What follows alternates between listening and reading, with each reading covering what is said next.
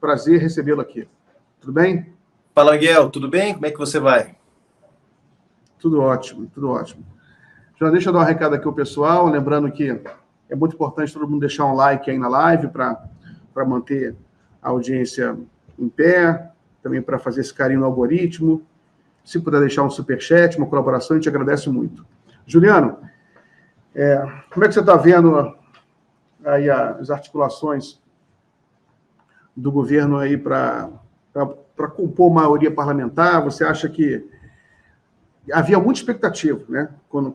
Depois que houve a eleição, de que a direita ela conseguiu uma quantidade muito grande de cadeiras, o Lula fez uma série de movimentos, né? Entregou ministérios para alguns partidos de centro, até direita. E agora, eu sei que você acompanha muito aí a vida parlamentar, como presidente do PSOL. Como é que você está vendo aí as articulações do governo no parlamento? Olha, Miguel, esses primeiros 45 dias foram um teste importante, né? Claro que a gente teve um episódio aí que foi essa tentativa de golpe no dia 8 de janeiro, que isso impactou bastante a conjuntura política, né? E especialmente quem está sempre em Brasília, como é o meu caso, percebe a mudança no clima político, né? Eu acho que muita gente imaginava, muita gente esperava que o Lula faria uma campanha de esquerda, como ele fez, uma campanha que afirmou muito claramente as posições que hoje representam uma mudança completa de rota em relação ao que foram os 4 anos de governo Bolsonaro, maior participação do Estado na economia, fim das privatizações, retomada das políticas sociais, geração de empregos, enfim, uma mudança drástica da política econômica e do papel do Estado, né? E muita gente achou que o Lula faria esse discurso de esquerda que ele fez na campanha e que, uma vez chegando à presidência, ele ia abandonar esse discurso, fazer um grande discurso de união nacional e começar a entregar os anéis para manter os dedos, né? Não é isso que nós estamos vendo. Nesses 47 dias, o Lula tem sido muito firme em relação à agenda que venceu as eleições, ao programa que venceu as eleições, né? É claro que há um ou outro elemento de ajuste de rota que sempre é necessário, né? Por exemplo, o presidente Lula defendeu que a isenção do imposto de renda até R$5.000. Ele não disse que faria isso no primeiro mês de governo. Então precisa de tempo para fazer isso, garantir que isso não gere uma crise fiscal, enfim. Então vai ser feito. Mas o que me chama muito a atenção, Miguel, é que mesmo tendo entregado 1/3 dos ministérios para partidos de centro, centro-direita, 1/3 dos ministérios é do PT, 1/3 dos ministérios, mais ou menos, né? Estou arredondando os números aqui, de partidos de centro, centro-direita, né? PSD, MDB, União Brasil e outros, e 1/3 é de aliados ou de aliados de esquerda, né? Ou de ministros que não são de partidos políticos, mas que são lideranças importantes, o caso da Ana Moser, Silvio Almeida, a própria Aniele Franco e outros, né? Então, para quem achava que o Lula daria uma guinada, né, um pouco como ele fez em 2003, na verdade, em 2013 ele não deu uma guinada, ele fez uma campanha moderada e fez um governo moderado nos primeiros meses, né? Ele fez uma campanha muito combativa, do meu ponto de vista, e começou um governo muito combativo também, né? Porque a situação do país, Miguel, é muito grave, né? Então isso abre uma margem também para que o Lula possa, empurrando o seu programa, empurrando um programa de mudanças, e vai ter que ir arrastando os partidos de centro, né? O governo não tem maioria, uma maioria sólida no Congresso Nacional. A gente tem maioria hoje para aprovar lei ordinária, para fazer uma mudança na Constituição, e tudo isso é mais complicado, né? Então hoje o governo tem aí, eu diria, de votos duros, em torno de 200, 220 votos duros. E vai pescando aí mais 50 votos, consegue ter maioria para aprovar legislação ordinária, tá? Então é um trabalho duro, mas eu acho que o Lula está indo muito bem nisso, porque ao invés de recorrer àquela governabilidade que ele usou lá nos seus 2 governos, que é só entregar o ministério, só fazer o acordo e tal, não. Ele está fazendo uma disputa na sociedade, uma disputa de rumos do Estado, da economia. Esse episódio envolvendo o Banco Central mostra bem isso. Então, eu estou achando que ele está mandando bem, viu, Miguel? Acho que até agora a disposição do presidente Lula é de fazer uma disputa de rumos mesmo, do Estado, da economia, para que lado que a sociedade brasileira tem que caminhar. E isso vai se chocar com alguns setores do Congresso Nacional, mas, ao mesmo tempo, gera um ambiente que amplia a pressão também sobre a base aliada para que ela aprove projetos do governo. Eu estou otimista. Muito bom, Juliano. Juliano, sobre política, sobre as eleições municipais 2024, que de vez em quando a gente já começa a pensar, começa a especular sobre isso, né?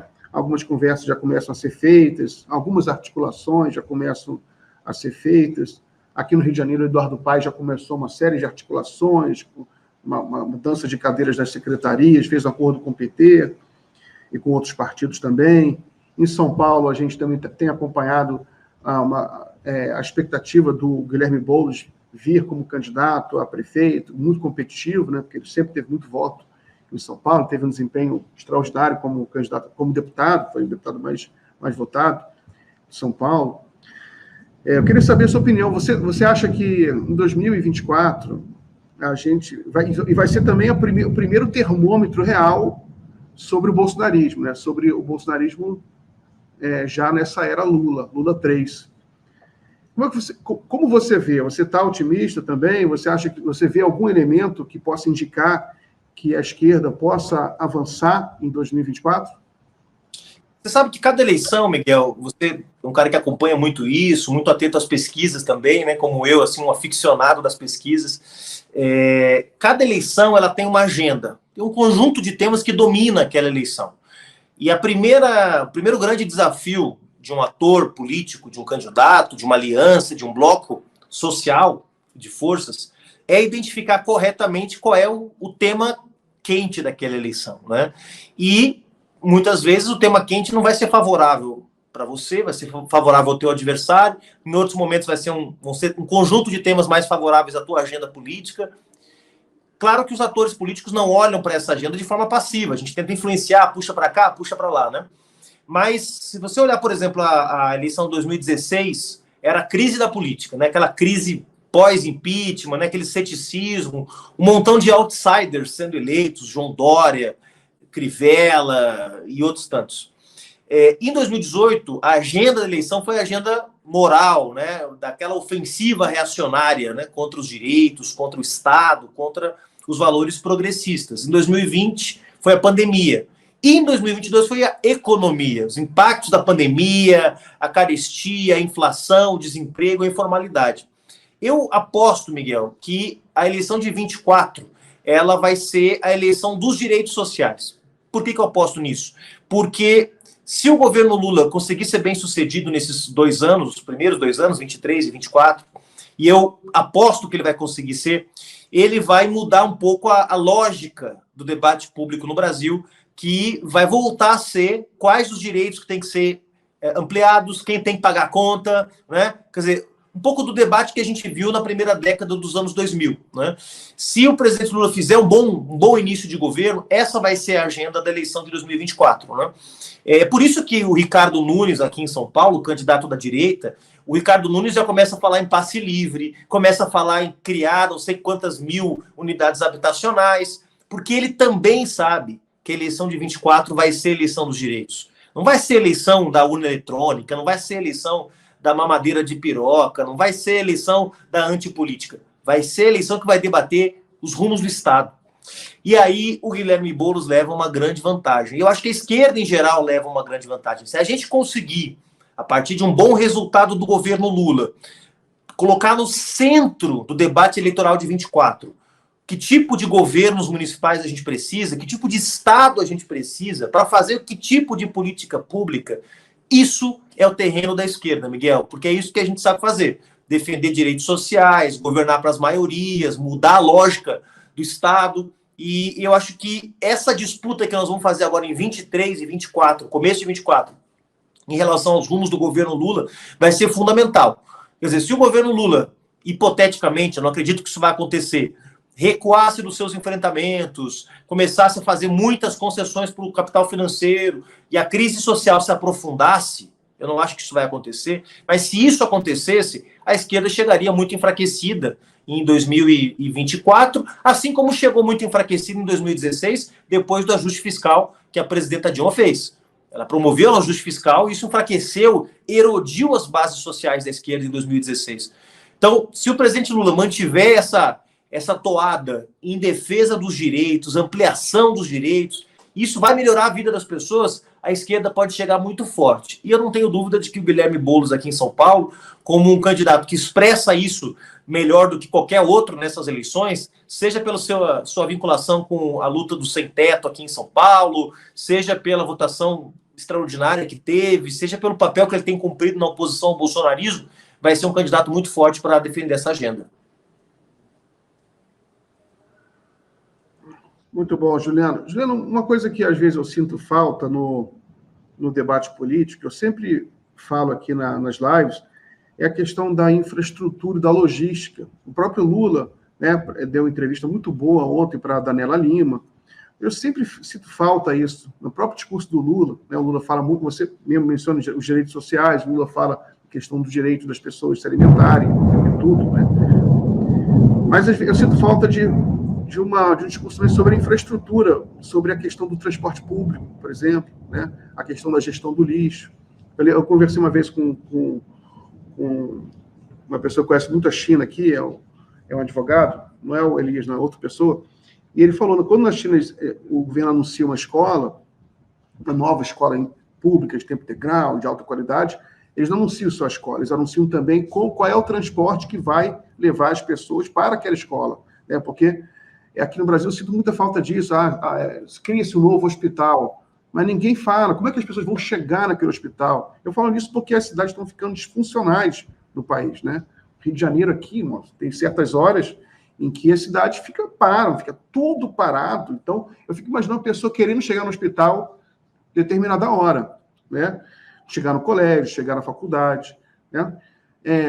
Como é que você vê essa questão da infraestrutura, por exemplo, questão de trens de alta velocidade, o mundo inteiro está construindo, sistemas de metrô, trens VLTs, né, que realmente façam parte do transporte público da cidade. Você não acha que falta isso um pouco na esquerda?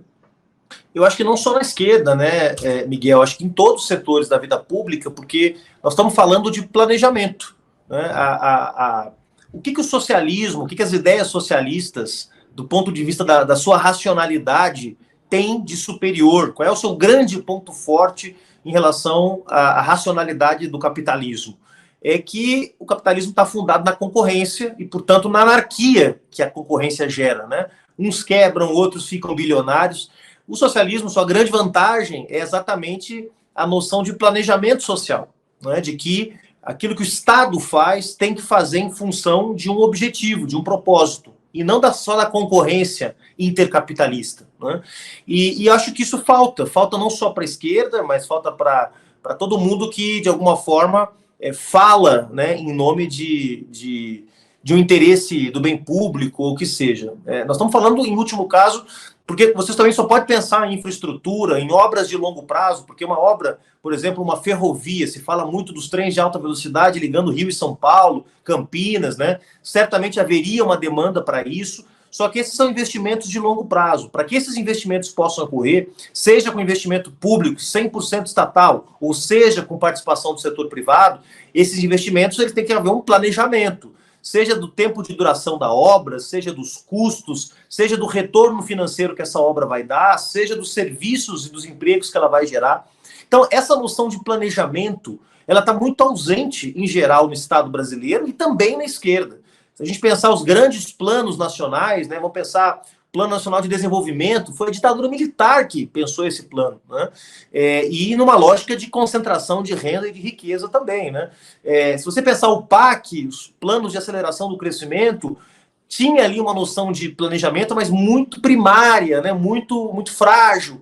Então eu acho que o centro, que está por trás, digamos, dessas grandes apostas que o Estado brasileiro tem que fazer, e que a esquerda tem que fazer, apostas na infraestrutura de longo prazo, né, de grandes obras, tem a ver com planejamento. E agora, mais do que nunca, com o debate ambiental, né? Porque, de fato, além de ter obra, né, para a gente também não virar uma esquerda que pensa que progresso é só ponte e represa, né? Mas também para poder gerar infraestrutura social, como você mencionou aí, a escola, o ônibus, né? Que não é necessariamente o viaduto, o elevado, né? O trem, o ônibus não, o ônibus já tem muito. Trem. O ônibus tem mal planejado muitas vezes também, né? Eu sabe que eu sou de uma cidade, sou de Porto Alegre, e Porto Alegre tinha uma época que a prefeitura teve que estatizar parte do sistema público de transporte, teve que criar uma empresa pública de transporte, na verdade, recriar uma empresa pública de transporte para fazer certas linhas que o setor privado não queria fazer, porque para o setor privado não era economicamente vantajoso. Então, o setor privado fazia as linhas de curto trajeto, onde elas podiam ganhar bastante, né, economizavam combustível, e as linhas de longo trajeto, as transversais da cidade, muitas vezes ficavam sem nenhuma empresa que queria oferecer. Né? E o que a esquerda fez em Porto Alegre nessa época? O prefeito era o Olívio Dutra, depois o Tarso Genro. Eles criaram uma empresa pública para oferecer esse serviço com qualidade e para elevar o padrão de qualidade do serviço, que eram ônibus com ar-condicionado, eram ônibus modernos, né? Que faziam os grandes trajetos, né? Subsidiado pela prefeitura, mas com uma empresa pública, um lucro que era revertido. Agora, essa empresa, lamentavelmente, foi privatizada lá em Porto Alegre. Então, isso tem a ver com planejamento também, quer dizer, você assumir parte daquela infraestrutura social que a iniciativa privada não quer bancar, né? Então, acho que isso também, nós estamos diante de uma grande oportunidade, Miguel, que é de pensar também obras de longo prazo, investimentos, mas mais do que obras, tá? Estou falando obra porque é o que, quando a gente pensa em investimento de infraestrutura, a gente pensa em obra, mas não é só obra, claro. Mas investimentos de médio e longo prazo. O mercado não fala tanto que quer previsibilidade, o mercado não fala tanto que quer regras que possam ser conhecidas. Contratos de longo prazo, investimentos de longo prazo, é tudo que o Brasil precisa para poder também planejar o seu futuro e, de alguma forma, garantir alguma segurança econômica para o nosso povo também, né? Muito bom, Juliano.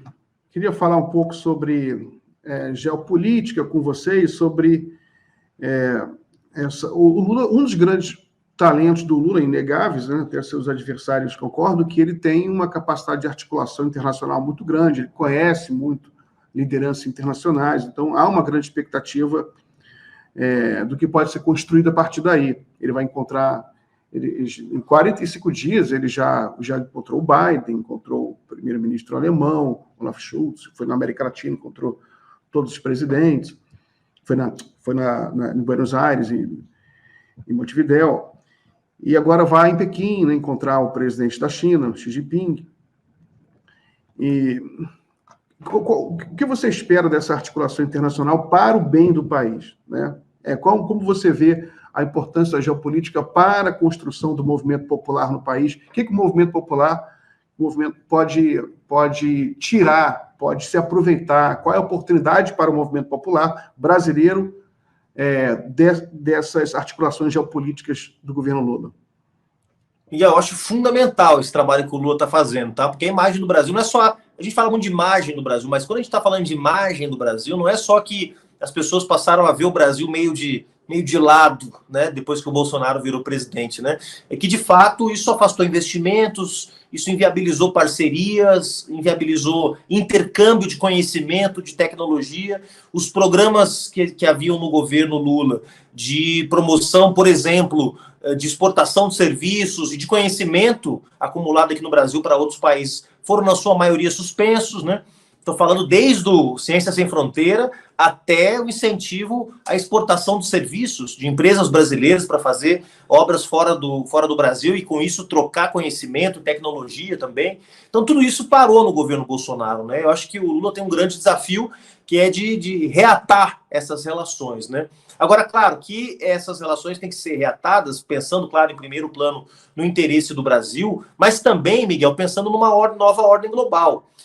Nós temos aí pelo menos dois fenômenos que impactaram muito a globalização na sua versão neoliberal, né? Que foi a pandemia da Covid-19 em 2020, 2021 e 2022 e também agora a guerra na Rússia, né, a invasão da Ucrânia por parte da Rússia, esse conflito lá no leste europeu. Então, esses dois fenômenos, eles geraram uma dinâmica protecionista, ou seja, como eu não sei o que vai acontecer com o futuro, eu vou me resguardar aqui no meu país, eu vou aumentar a taxa de juros do meu país para atrair investimento, né, para atrair capitais externos, eu vou desacelerar os investimentos do meu país no país vizinho, eu vou olhar com mais desconfiança em relação aos acordos multilaterais. Essa é uma dinâmica global, tá? Isso tem vários economistas estudando.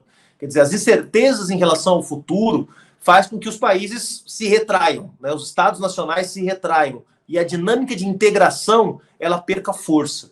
Então, o Lula tem que aproveitar esse momento agora para estimular outras redes, né? As redes que fortaleçam os países em desenvolvimento, os países do sul global, os países que não querem ser para sempre. E o Lula tem falado isso, Miguel, muito mais do que falou quando foi presidente, tá? O Brasil não pode ser apenas um exportador de bens primários, de commodities. E para quem que ele está dando esse recado? Quem é o maior comprador de bens primários do Brasil? É a China. Quem é o segundo maior comprador? É os Estados Unidos. Depois vem a Europa. Ou seja, o Brasil não quer ter uma relação com esses países, que são os países mais ricos do planeta, apenas de compradores dos nossos produtos. Lula está propondo que se façam parcerias de longo prazo, que possam trazer para o Brasil tecnologia, que coloquem o Brasil nas cadeias globais de produção dos bens mais sofisticados, um pouco do que a China fez, né? A China, ela entrou, quando você produz um telefone, você sabe disso, um iPhone, por exemplo, você tem uma série de componentes, o lítio que vem do Chile, o semicondutor que vem de tal lugar, o plástico que vem de tal lugar, o vidro, ou seja, você monta isso em algum país. Muito mais importante do que ter a fábrica do iPhone no seu país, pode ser só uma montadora de peças que vem de outros, né? É você entrar na cadeia de produção de bens de alto valor agregado. Então, o que o Lula está dizendo? O Brasil tem que entrar nessas cadeias, né? Não só com matéria-prima, mas também com conhecimento. Isso é muito, muito inovador em relação ao que ele fez nos seus próprios governos. Então, eu acho que essas redes que o Brasil está construindo, está reconstruindo, Miguel, podem ser muito positivas para o Brasil. Agora, o papel do movimento popular, né, indo diretamente à tua questão, não pode ser de simplesmente aceitar tudo que venha de fora. Vamos usar o exemplo aqui, a Nicarágua é um bom exemplo, tá? A Nicarágua fez um acordo com a China para construir um canal, assim como tem o canal do Panamá, construir um canal na Nicarágua também, aproveitando um grande lago que eles têm no centro do país.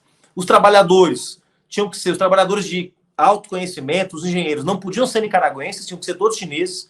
As leis trabalhistas na Nicarágua foram todas flexibilizadas para essa obra. Quem trabalhasse ali não tinha direito nenhum. Bom, esse é o tipo de acordo que não dá para aceitar. Então, o papel do movimento popular é estimular esses intercâmbios, mas garantindo que eles gerem riqueza agregada para o nosso povo, e não simplesmente que a gente siga numa lógica, numa dinâmica de inserção subordinada na dinâmica da divisão internacional do trabalho, né? Muito bom. Juliana, outra pergunta sobre o desafio dos partidos políticos, sobretudo os partidos políticos de esquerda, né, populares, de voltarem a ser populares, de conseguirem penetrar mais nas bases sociais, né, em áreas periféricas, por exemplo, em que a gente viu algumas regiões do país, sobretudo no Sudeste, né, aqui no Rio de Janeiro, por exemplo, as áreas mais populares deram grande votação ao Bolsonaro, Zona Oeste, Bangu, áreas que votavam na esquerda no passado, a Baixada Fluminense, que deu grandes votações já para a esquerda, e dessa vez continua, o Bolsonaro ganhou em 2018, ganhou em 2022, né? E todo mundo fala nessa necessidade dos partidos de esquerda voltarem para a base. É um desafio muito grande, evidentemente, e como você vê isso? Está sendo feito alguma coisa pelos partidos de esquerda, pelo PSOL, para voltar para as bases, para construir uma base popular mais orgânica? Ô, Miguel, posso falar pelo pessoal, tá? Os outros partidos, eu sei que é uma preocupação de todos os partidos de esquerda, mas cada um tem a sua receita, né? Não tem uma receita que todo mundo use a mesma, né? O que nós estamos fazendo, Miguel? A gente já há alguns anos, ali por 2017, 2018, a gente compreendeu que o PSOL, como ele era, né? O PSOL formado essencialmente por jovens universitários, por servidores públicos, por setores médios progressistas. Não é uma realidade nacional essa, mas principalmente Rio e São Paulo era essa a característica do PSOL, né? Em outros lugares como Pará, Amapá, a gente tinha características um pouco diferentes, tá? São lugares onde o PSOL tem uma origem popular muito forte, de setores que vieram do PT e que já trouxeram consigo uma presença grande nas periferias, né? Mas Rio, São Paulo, Minas Gerais, Rio Grande do Sul, Santa Catarina, os grandes centros urbanos do Sul e do Sudeste, e mesmo do Nordeste, o pessoal inicialmente, nos seus primeiros anos, tinha um peso muito grande do sindicalismo, especialmente dos servidores públicos, né, dos estudantes universitários, setores médios progressistas. E a gente entendeu que isso não era suficiente para impulsionar um processo de de renovação da esquerda brasileira, que é o que a gente defende, né? Uma renovação que envolva uma volta às bases, um investimento maior na formação de quadros militantes, uma abertura para novas agendas, né, também. E isso tudo caiu a ficha para a gente em algum momento, e aí se iniciou um processo de abertura do PSOL.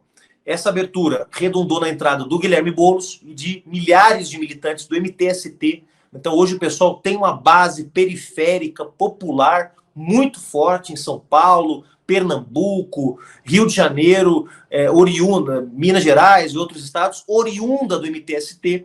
O PSOL se abriu para o movimento indígena, que em termos quantitativos não é tão expressivo como em outros países, né? Se você pensar em Equador, Bolívia, né? onde o movimento indígena é o principal movimento social desses países que são países de maioria indígena, no caso do Brasil não é o caso, temos aí no máximo 1 milhão de indígenas autodeclarados, né? Mas é um movimento muito importante, porque é muito combativo, porque coloca no centro da agenda da esquerda o tema ambiental. Então a gente se abriu também e veio a Sônia Guajajara, veio a Célia Chacriabá, veio a Quiruxu, veio um monte, Eloy Terena, várias lideranças indígenas vieram para o PSOL, né?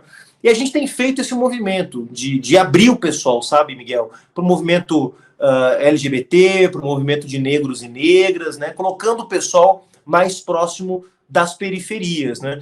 Eu rejeito um pouco a ideia, Miguel, de que o povo está lá na periferia e o pessoal tem que ir, ou a esquerda tem que ir, montar um acampamento lá e ficar doutrinando as pessoas. Não é assim que funciona. Se fosse tão simples assim, o obreirismo revolucionário dos anos 60 e 70 teria triunfado no Brasil, e não foi o que aconteceu. Os revolucionários que foram para dentro das fábricas, que foram viver como camponeses, não conseguiram convencer ninguém, não se adaptaram, né?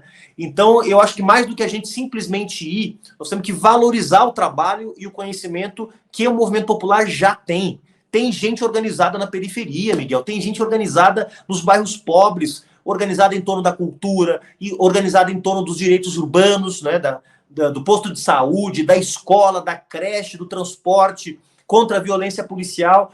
Achar que a periferia é um lugar que só tem milícia, só tem igreja neopentecostal, baile funk e não sei o quê, e não tem lugar pra gente lá, ou pior, que a gente vai chegar lá, essa esquerda branca de classe média, vai dizer o que as pessoas têm que fazer, que a gente vai ser ouvido, é uma ilusão.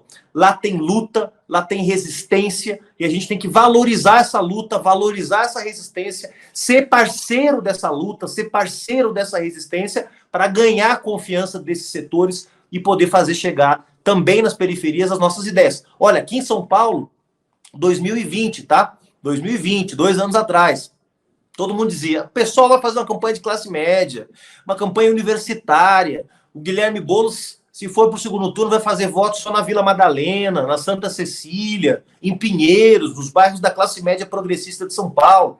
Sabe o que aconteceu, Miguel? O Guilherme Boulos ganhou no Grajaú, São Mateus, Parelheiros, os bairros mais pobres de São Paulo, e perdeu em Pinheiros, na Vila Madalena, na Santa Cecília e em Higienópolis. Então, a presença do movimento popular foi muito importante, tem sido muito importante, e já deu uma nova cara para o pessoal em São Paulo e em todo o Brasil. Muito bom. Juliano, tem uma notícia aqui que acabou de sair. Foi confirmado o encontro do Lula com o presidente da China. Foi confirmada a data, né? Ele já tinha adiantado que iria em breve, agora foi confirmada a data. Peço até para a Tati ou para o Guilherme colocar aí na tela. Será no dia 28 de março, né? É um dos encontros mais importantes do Lula, porque a China é a segunda ou primeira, até segundo alguns cálculos, a primeira economia do mundo, é o maior parceiro comercial do Brasil. A grande expectativa sobre esse encontro é Lula deve se reunir com Xi Jinping no dia 28 de março, durante visita à China. Como você vê isso? Qual a expectativa para essa visita do Lula, esse encontro entre o Lula e Xi Jinping, Juliano? Bom, primeiro, que ele consiga tacar a mentalidade da ex-presidenta Dilma para o Banco dos BRICS, tá? Porque acho que isso é bem importante para o Brasil, não só pela competência da ex-presidenta Dilma como economista, como gestora pública, mas porque esse banco, Miguel, um banco que está meio escanteado aí, viu? E ele tem um papel estratégico, né? Ele pode se tornar um banco para financiar projetos de infraestrutura, para financiar projetos de transição energética, para poder combater a crise climática e para que os países em desenvolvimento não fiquem na mão do Banco Mundial e do FMI. Então, é bem importante, o Brasil ele tem 20% das ações preferenciais do Banco dos BRICS, então 1/5 do banco é controlado pelo Brasil, e o presidente do banco, o Miguel, o que foi indicado pelo Bolsonaro, nem em Xangai mora, a sede do banco é em Xangai, tá? Ele mora aqui no Rio de Janeiro. Então, assim, como é que o Brasil quer dirigir um banco transnacional, né, um grande, que seja um player, né, internacional, para usar um conceito agora que está na moda, se o presidente mora no Rio de Janeiro, cara? O cara nem mora na sede onde fica a sede do banco. Que respeito que os russos, os chineses, os sul-africanos, os indianos vão ter pelo Brasil desse jeito. Então, o Lula indicar, se é que se confirma, a ex-presidenta Dilma, primeiro, é um gesto de prestígio em relação aos seus parceiros comerciais. Segundo, é uma demonstração de importância para o banco. E terceiro, é uma grande oportunidade. São 32 bilhões de dólares a carteira do banco. Sabe quantos projetos o banco financia no mundo todo, Miguel? 96. Isso não é nada em termos quantitativos. Então, dá para transformar esse banco, estou dando esse exemplo, tá? Dá para transformar esse banco num grande instrumento de desenvolvimento dos países da periferia do capitalismo, desenvolvimento inclusivo, desenvolvimento verde, desenvolvimento com sustentabilidade. E a presença da presidenta Dilma é bem importante. Só para dar um exemplo das oportunidades que o diálogo do Brasil com a China podem gerar para o nosso país e para um projeto de maior independência do Brasil em relação ao capitalismo central, né? Muito bom, Juliano. Juliano, chegamos aqui ao final do nosso bloco. Meu convidado agora do último bloco já chegou, o Vadir Damus. Agradeço muito a sua participação. Grande abraço, bom carnaval para você. Você é de bloco ou não é de bloco? Sou mais ou menos. Eu vou de bloco, vou participar de alguns, mas eu também vou aproveitar o carnaval para ler algumas coisas, para estudar um pouquinho, que tá faltando tempo. Então vamos aproveitar. Um abraço para Vai ficar Rio e São Paulo. E um abraço para Rio. Abraço, Juliano. Abraço.